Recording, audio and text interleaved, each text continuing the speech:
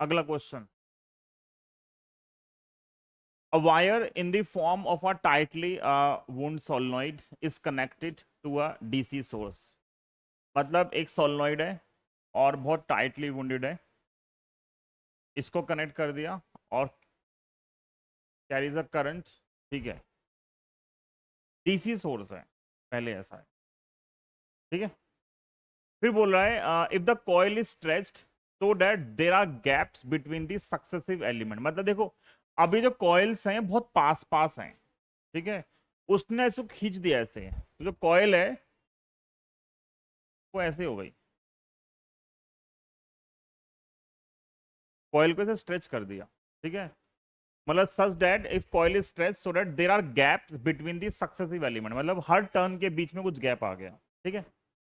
और इसके बाद क्या बोला है, विल द करंट इंक्रीज और डिक्रीज एक्सप्लेन। बोला ऐसा करने से उस मोमेंट पे during the process current increase करेगी या डिक्रीज करेगी। ये भी बढ़िया क्वेश्चन है, ठीक है। थोड़ा सा कंसेप्ट सीखते हैं, होता क्या है देखो, जब ये ऐसे होता है, बहुत पास पास है, तो फील्ड को स्पेस नहीं मिल रहा बीच में से निकलने का, तो फील्ड हमेशा क्लोज लूप ऐसे बनाती है।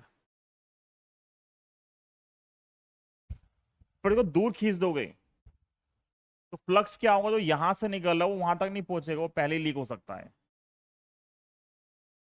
जो फील्ड लाइंस हैं यहाँ पे वो क्या होंगी, इस वाले स्पेस से, इस स्पेस से, इस स्पेस से क्या होंगी, लीक हो जाएंगी। तो अगर फील्ड लाइन लीक होंगी तो फ्लक्स क्या होगा, अगर फील्ड लाइन बाहर निकलेंगी तो फ्लक्स क्या करेगा, इंक्रीज या डिक्रीज। अगर यहां से फील्ड लाइन से बाहर निकल जाएंगे तो फ्लक्स इस पूरे से क्या करेगा, अगर कंबाइन फ्लक्स निकालेंगे तो क्या करेगा, वो डिक्रीज कर जाएगा। तो अगर हम इसको लिख सकते हैं कि if coil is stretched, if coil is stretched क्या होगा, फ्लक्स विल लीक, कहां से, ठीक है, flux will leak between the turns, between the space, language कुछ अच्छी नहीं लग रही, leak from the space between turns, ठीक है, दैट इज फ्लक्स जो है वो डिक्रीज करेगा। देखो फ्लक्स इंक्रीज करता है तो ईएमएफ क्या करता है, उसको डिक्रीज करने की कोशिश करता है। यहाँ फ्लक्स डिक्रीज कर रहा है तो क्या करेगा, उसको बढ़ाने की कोशिश करेगा। और अगर फ्लक्स को बढ़ाने की कोशिश करेगा तो इंड्यूस ईएमएफ क्या आता है, सेम डायरेक्शन में आता है।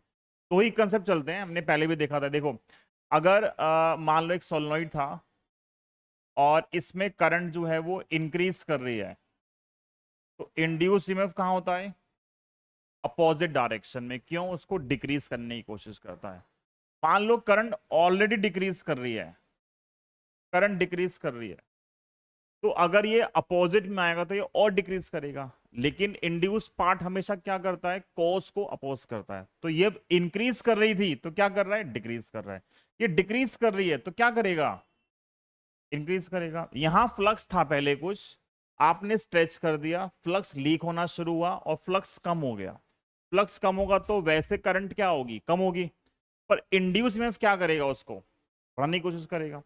तो अगर फ्लक्स डिक्रीज करेगा इंप्लाइज इंड्यूस्ड ईएमएफ क्या करेगा, क्या करेगा induce EMF, induce EMF will tend to increase the current, ठीक है। मतलब इंड्यूस पार्ट हमेशा कोज को क्या करता है, अपोज करता है। इंक्रीज कर रहा है तो डिक्रीज कर देगा, वो ऑलरेडी डिक्रीज कर रहा है तो क्या करेगा, उसको इंक्रीज करने की कोशिश, हमेशा क्या करेगा, अपोज करेगा, ठीक है।